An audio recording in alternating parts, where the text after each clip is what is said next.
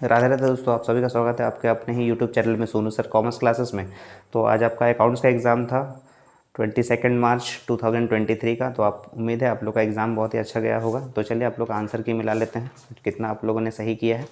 तो जैसे question number 1 में आपको दिया गया है कि प्राप्ति और भुगतान खाते की प्रकृति जो होती है वो होती है वास्तविक खाता। ठीक है, ऑप्शन 1 सही हो जाएगा। क्वेश्चन नंबर 2 में दिया गया है निम्न में से किस गैर लाभकारी संगठन के लिए अचल संपत्ति की खरीद दिखाने के लिए उपयुक्त माना जाता है, तो वो हो जाएगा आर्थिक चिट्ठा, ऑप्शन 1 हो जाएगा। क्वेश्चन नंबर जो 3 दिया गया है, क्वेश्चन नंबर 3 में आपको दिया गया है 3 नंबर में आय व्यय खाता तैयार किया जाता है उपार्जन आधार पर, ऑप्शन 2 हो जाएगा। क्वेश्चन नंबर 4 में दिया गया है लिखित साझेदारी अनुबंध बनाना है, ये हो जाता है ऐच्छिक, ऑप्शन 2 हो जाएगा। ठीक है, क्वेश्चन नंबर 5 में दिया गया है चल या परिवर्तनशील विधि के अंतर्गत साझेदारों के पूंजी खाते पर ब्याज क्रेडिट किया जाता है साझेदारों के पूंजी खाते में। ठीक है, 5 नंबर तक मिला लिए, 5 नंबर तक आप लोग का सही होगा। क्वेश्चन नंबर 6 में आपको दिया गया जब आहरण का समय ना दिया हो तो आहरण पर ब्याज लगाया जाता है 6 महीने के लिए, ऑप्शन 2 हो जाएगा इसका। निम्न में से कौन सी ख्याति के मूल्यांकन की विधि नहीं है, तो ये औसत विधि, अधिलाभ विधि और पूंजीकरण विधि ये विधि है गुडविल निकालने का, यानी ख्याति निकालने का। और पुनर्मूल्यांकन विधि जो है ये इससे गुडविल नहीं निकाला जाता, तो ऑप्शन 4 सही हो जाएगा। ठीक है, क्वेश्चन नंबर 8 में आपको दिया गया है कि ख्याति की गणना क्या भारित औसत विधि का प्रयोग किया जाता है जब लाभ के घटने की प्रवृत्ति और लाभ के बढ़ने की प्रवृत्ति, यानी क्वेश्चन ऑप्शन नंबर 4, 2 और 3 हो जाएगा। क्वेश्चन नंबर 9 में देख लेते हैं क्या दिया गया है। साझेदारी समझौते में परिवर्तन से क्या होता है, पुनर्गठन होता है, तो यहाँ तो कोई ऑप्शन नहीं दिया गया, तो ऑप्शन 4 हो जाएगा। ठीक है, और क्वेश्चन नंबर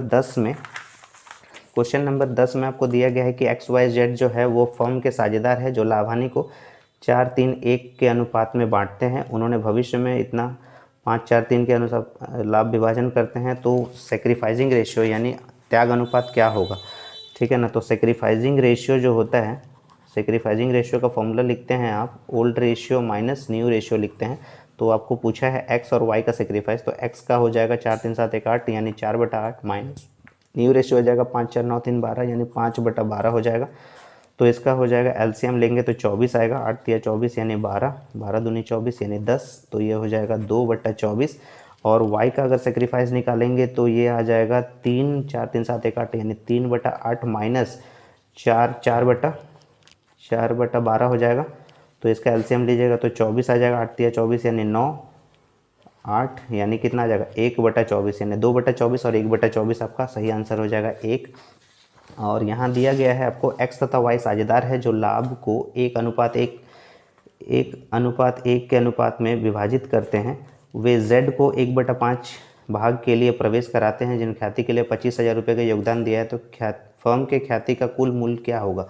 तो ये जो 1/5 दिया है ये मतलब आपको 20% दिया हुआ है, तो इसको 100% में कन्वर्ट करने के लिए 5/1 कर दीजिए और उसको गुना कर दीजिए 25,000 से, तो आपको टोटल निकल जाएगा 1,25,000 का गुडविल हो जाएगा। ठीक है ना, तो 1,25,000 हो जाएगा चौथा ऑप्शन।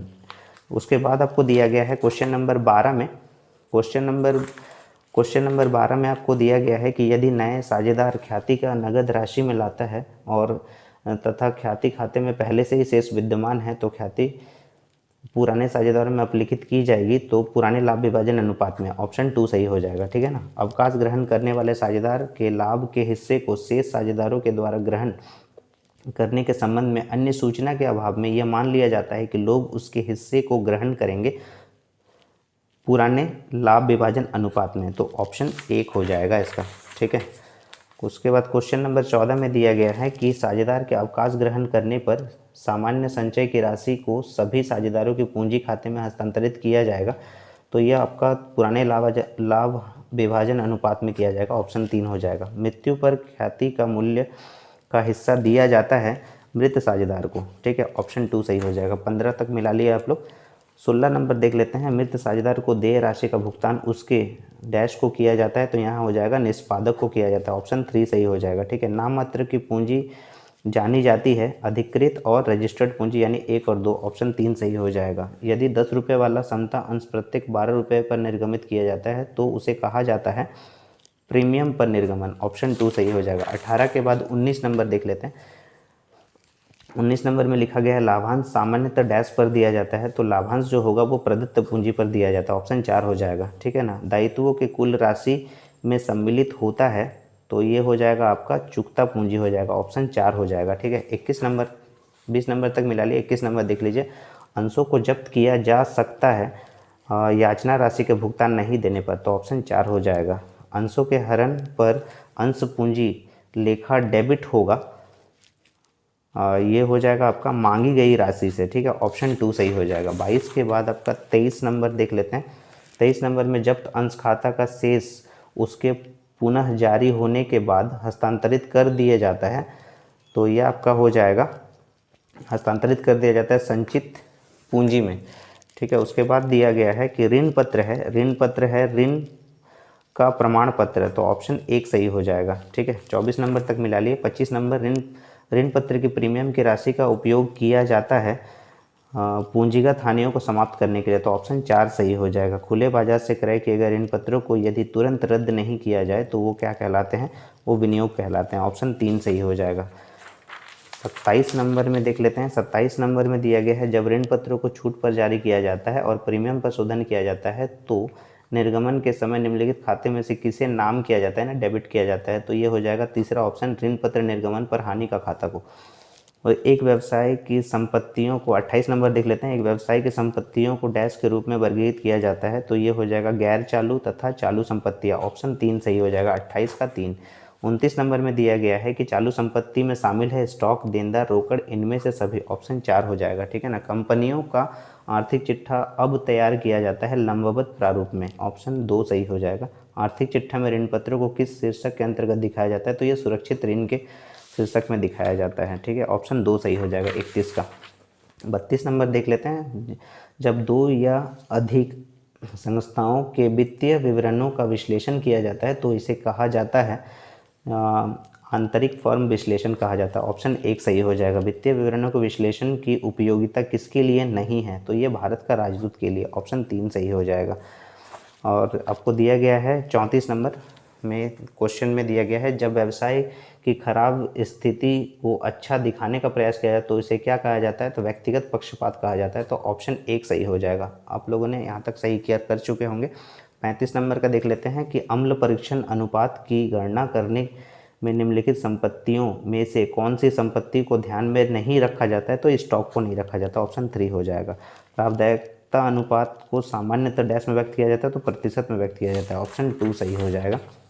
37 नंबर देख लेते हैं। यदि बिक्री 4,20,000 है और बिक्री वापसी 20,000 रुपये है तो बेचे गए माल की लागत, तो सकल लाभ का अनुपात क्या होगा, तो यहाँ पर आपको ग्रॉस प्रॉफिट यानी सकल लाभ पूछा गया है, तो ग्रॉस प्रॉफिट रेशियो के लिए आपको चाहिए नेट सेल्स, और नेट सेल्स फटाक से आप कैलकुलेट कर लिए, 4,20,000 में से 20,000 घटाइएगा तो नेट सेल्स हो जाएगा आपका 4 लाख का। और ये आपको दिया गया बेचे गए माल मतलब कॉस्ट ऑफ गुड्स सोल्ड आपको दिया हुआ है 3,20,000, दोनों के अंतर को हम लोग क्या बोलते हैं, ग्रॉस प्रॉफिट बोलते हैं। ग्रॉस प्रॉफिट 80,000 हो गया, तो फॉर्मूला है gross profit divided by net sales into 100 अब करते हैं, तो 0 0 3 0 यहाँ से कट गया, 2 0 यहाँ से कट गया, तो यह 20% का आपका आंसर हो जाएगा, ठीक है, तो ऑप्शन 1 सही हो जाएगा। 38वां नंबर मिला लीजिए। कार्यशील पूंजी का सूत्र क्या होता है, चालू संपत्ति और चालू दायित्व के अंतर को हम लोग बोलते हैं कार्यशील पूंजी, ऑप्शन 2 सही है 38 का। 39 में दिया गया है कि रोकड़ प्रवाह विवरण तैयार किया जाता है आर्थिक चिट्ठा से, लाभानी खाता से, अतिरिक्त सूचनाओं से, इनमें से सभी, तो 4 नंबर ऑप्शन हो जाएगा। निम्नलिखित में से कौन सा रोकड़ अंतर प्रवाह नहीं है, तो ये हो जाएगा लेनदारों में कमी, तो ये 3। 40 का 40 आपको क्वेश्चन करवा दिया गया है, ठीक है। उम्मीद है आप लोगों ने सही सारे जो ऑप्शन होंगे वो सही किया होगा। तो आगे आने वाले एग्ज़ाम के लिए आप लोग को ऑल द बेस्ट। और अगर आपको वीडियो पसंद आ रहा है तो वीडियो को ज़्यादा से ज़्यादा शेयर करें, और अगर आप चैनल पे नए हैं तो चैनल को सब्सक्राइब कर दें, ठीक है। और आने वाले एग्ज़ाम का तैयारी अच्छे से कीजिए, और आंसर की के साथ मिलेंगे हम लोग अगले एग्ज़ाम में। तब तक के लिए राधे राधे दोस्तों।